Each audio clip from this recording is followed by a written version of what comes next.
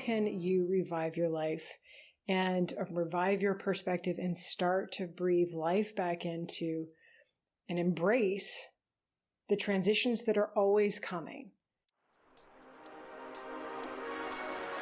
Hello, everyone, and thank you for tuning in to Revive Your Life podcast, where we dive deep into your questions about mental health, personal growth, relationships, and transformation in ways that will inspire you to approach life's many transitions and challenges with a fresh perspective. My goal is to help you unlock your potential for continued growth. So let's begin.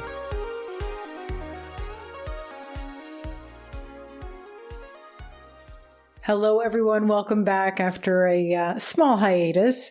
This is Bianca Grace, your host of Now Revive Your Life podcast. And I wanted to briefly go through a little bit of what my transformation was like during this transition or time of change, because clearly everybody will remember me from Emotional Warrior podcast, where I really started this journey with more of a therapy forward approach, because I am a therapist, but I've also been many other things in my lifetime that I'm more interested in incorporating into my work now. So I have worked in personal training, exercise science, coaching people on that level, but then also yoga, meditation. That was 12 years of my life. I've done spiritual work, and now obviously therapy, psychoanalysis, retreats, all sorts of cool stuff. So I'm like, well, the codependency thing was a lot of fun, and I think it helped a lot of people. And also what it is that I did on the podcast with introducing people to what therapy is like and how to use it in a way that you are no longer feeling like intimidated by what's going on in there. How does this work? I really wanted to give you some sort of portal or view or vantage point into a therapeutic setting and how people can work towards change and do a lot of deep work and be vulnerable, even with an audience possibly listening. So I will always leave those up there because I still think that they have a lot of value for people who are new to the channel or new to my work. But I think as things progress in people's lives, that's what's cool, is that we all continue to grow if we're in that mindset. So I definitely am. It's part of my nature. And one of the things that I felt like I really needed to do was also revive the life of my podcast and my social media and what it is that I put out there as far as my work is concerned. One of the things that always tends to, and I think other people probably share this, tends to kind of get a little annoying, is when a teacher has something to say and it's really interesting at first, but then you go and listen to them over here and they say the same thing. And then over here, they say the same thing. And everywhere that you're following them and anything that you sign up for, it's a lot of repetition of the concepts that they, I think, initially became known for, famous for, whatever. And though I'm not really sure about fame and TikTok, I'm just saying, I think I was getting known to be this codependent expert. And there really wasn't a place anymore for me to continue to expound. I felt like I said everything I needed to say about codependency. And actually, that was a huge body of work. And I was really happy with it. But I just couldn't keep on going on that path without feeling like I was going to start repeating myself or saying the same things. So I wanted to pivot, and I took some time. Obviously, that was a huge effort, and took some time to myself to do another type of journey this year, actually, into, just as a side note, into psychedelic psychotherapy and how that works both clinically and through wellness modalities and in a retreat setting and you name it.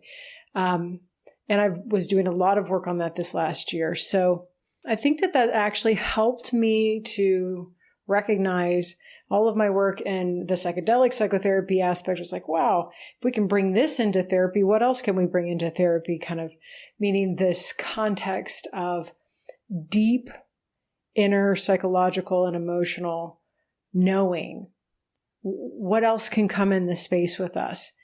And I want to invite more into this space, not just past regressions and the ways we made meaning as children and all of these psychodynamics that are actually becoming pretty well known, which I'm very excited about, that what I learned in school is now being really repeated again and again in different methods and modalities. So I think people are starting to get it, and we can speak that language, start to hold space for ourselves having an experience in this human body, in this life, that I can understand where you're coming from and you can understand where I'm coming from, where this is not what I'm doing in psychotherapy shouldn't be a mystery.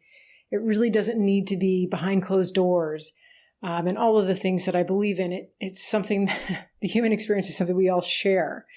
And the more that we talk about it, I think the better. And I think the more that we can invite into this space, as far as what I'm talking about is like the physical body, the energetic body, mind manifesting medicines, and different wellness approaches and mindful approaches, all of which have helped me get to where I am.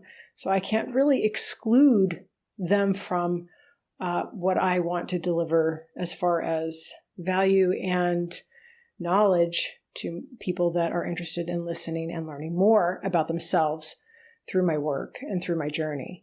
So I made this much more expansive in that way, obviously holistic, which is my vibe. I've been very frustrated with the fact that I'm just working in the mind, even though the mind should incorporate the body. Traditional methodologies don't generally do that. And all these other things I'm talking about. So I'm going to go ahead and do it myself. And I think one of the things that I have found people really most stuck around recently, especially, is somewhere in their adult life, there is something about change that's happening more often, relationships, work, age, children. It really starts to accelerate. Change is happening all the time. And what happens is as change happens and you don't really have a new perspective in which to look at life from, but old coping mechanisms, we start to really draw down our energy. And our life can become very stagnant, stale, stuck, debilitating in some ways, I find. So I'm trying to get people to see change, and this is why we're going to work on this, is helping people embrace change and start to move this into this whole dynamic that happens to all of us into a new approach to living, meaning that we really have to shift our perspective, but we have to have ways of shifting that perspective. It's not going to come from old ways of thinking. And that's what I'm going to help you and answer your questions, or help you start to devise within your own mind. What that looks like for you could be different than what it looks like for me, for sure. But we all use the same building blocks to get there. And that's what I'm going to start to work on in this podcast. So I invite you to start thinking about this perspective shift from the inside out, not the outside in. That was one of my old concepts we're going to reuse. But from an inside perspective, how can you revive your life and revive your perspective and start to breathe life back into and embrace the transitions that are always coming, the change that is perpetually, in the field, as far as what we need to be able to do as adults, really forevermore, is to embrace some amount of growth on a daily basis. And once you get into this, it's not so painful. Once you start figuring out your approach to living this way, there isn't this resistance as much anymore. But taking the blinders off, peeling back the onion, all of these things, this can be a place where we do need some guidance and assistance. And that's what I'm here to share with you. So please continue to listen. Let me know if you have any questions. You can always email me through the podcast. You can go to the website, biancagracetherapy.com, or email biancgracelife@gmail.com. And I think you can do it through the podcast as well. And subscribe if you haven't yet. but I am really excited about this and reviving my approach and breathing some new life into these podcasts and hopefully sharing the same with you. All right, I will see you in the next episode. Bye-bye. All right, everyone, that's a wrap. If you found my content intriguing, go ahead and subscribe. You can check out more of my work on TikTok and Instagram under the handle The Bianca Grace, and then head on over to my website, biancagracetherapy.com, to find out more about upcoming retreats and events. Until next time, stay curious and keep growing.